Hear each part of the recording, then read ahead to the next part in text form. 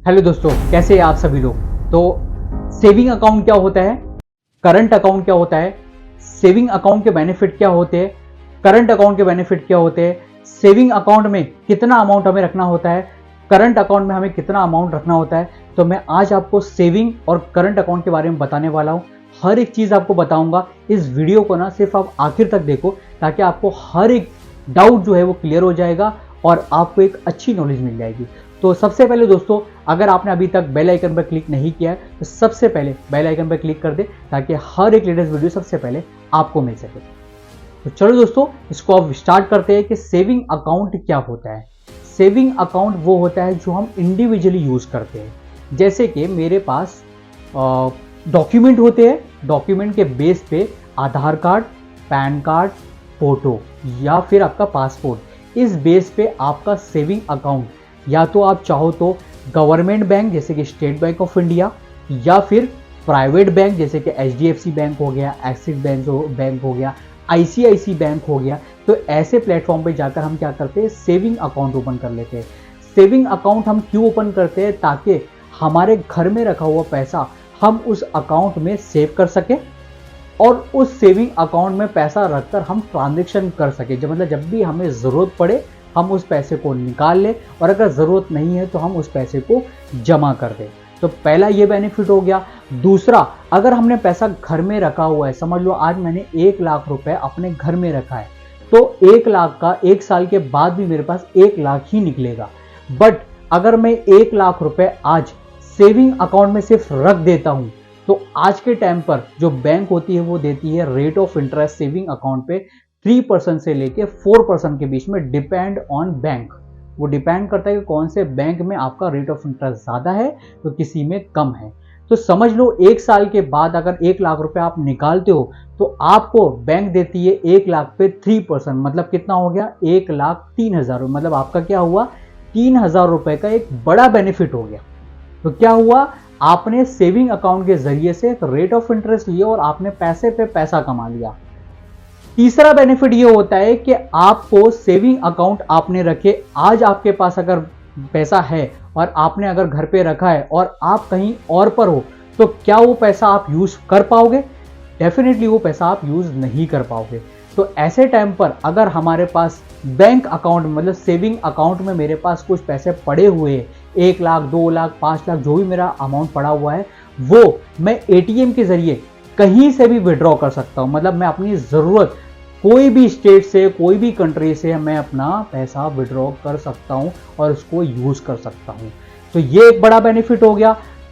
एक बेनिफिट और होता है, जैसे कि आज के टाइम पर आप देख सकते हो कि हमें लोन की रिक्वायरमेंट होती है, हमें पर्सनल लोन की रिक्वायरमेंट होती है, हमें होम लोन की रिक्वायरमेंट होती है, हमें हमें व्हीकल्स लोन की रिक्वायरमेंट होती है। तो ऐसे लोन कब मिलते हैं, जब हमारा बैंक में एक अकाउंट होता है, क्योंकि उस अकाउंट से आपको ये मालूम पड़ जाता है बैंक को कि आपका ट्रांजैक्शन कितना है, आप ट्रांजैक्शन कितना करते हो, किस तरीके से आप अपना बैलेंस मेंटेन रखते हो। तो सेविंग अकाउंट में अगर आप प्रॉपर तरीके से बैलेंस मेंटेन रखते हो तो आपको काफ़ी अच्छे अच्छे ऑफर आते हैं, जैसे कि पर्सनल लोन हो गया, होम लोन हो गया, बाइक लोन हो गया, कार लोन हो गया, या फिर ओवरड्राफ्ट हो गया। तो ऐसी जगह पर हमें पैसा काफ़ी अच्छा, हमें लोन मिल जाता है हमारे सेविंग अकाउंट के बेस पे। तो सेविंग अकाउंट के मैंने आपको ये बेनिफिट बताया हूँ।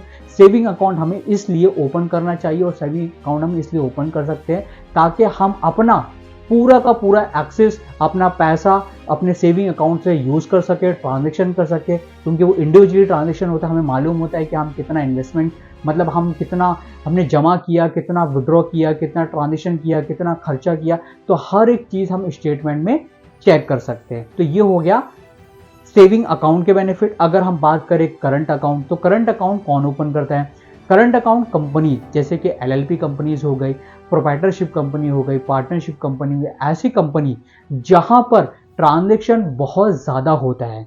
तो ट्रांजैक्शन बहुत ज़्यादा होने की वजह से मैं सेविंग अकाउंट में तो कर नहीं सकता, क्योंकि सेविंग अकाउंट में एक लिमिटेशन होती है, मतलब एक लिमिटेड होती है कि आप 5 लाख, 10 लाख, 15 लाख तक ही आप ट्रांजैक्शन कर सकते हो, इससे ज़्यादा आप ट्रांजैक्शन नहीं कर सकते हो। लेकिन करंट अकाउंट में आपका ट्रांजैक्शन अनलिमिटेड होता है, क्योंकि ये कंपनी के लिए आप यूज़ कर रहे हो। तो कंपनी का आपको ट्रांजेक्शन में कोई लिमिटेशन नहीं होती है, जहां पर आप क्या कर सकते हो, आप ज्यादा से ज्यादा ट्रांजेक्शन भी कर सकते हो। प्लस आपका जो करंट अकाउंट होता है, ये पूरा का पूरा अकाउंट आपका जीरो अकाउंट होता है। जैसे कि सेविंग अकाउंट में देख सकते हो तो बहुत सारी कंपनी ने अपना अपना लिमिटेशन लगाई है।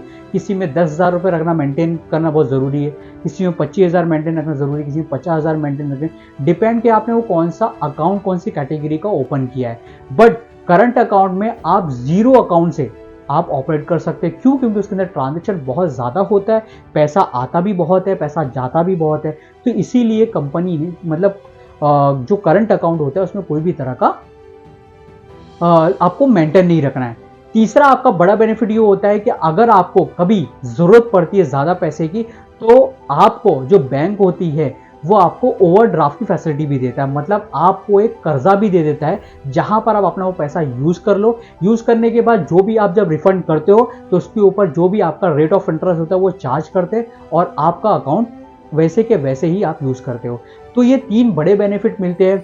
इस तरीके से आप करंट अकाउंट और सेविंग अकाउंट बैंक में जाकर आप ओपन कर सकते हो। बैंक में आपको जो डॉक्यूमेंट लगेंगे वो लगेगा आपका आधार कार्ड, आपका पैन कार्ड, आपका फोटो और आपका जहां पर भी आप रहते हो करंट एड्रेस या परमानेंट एड्रेस का आपका एक डॉक्यूमेंट होना बहुत जरूरी है।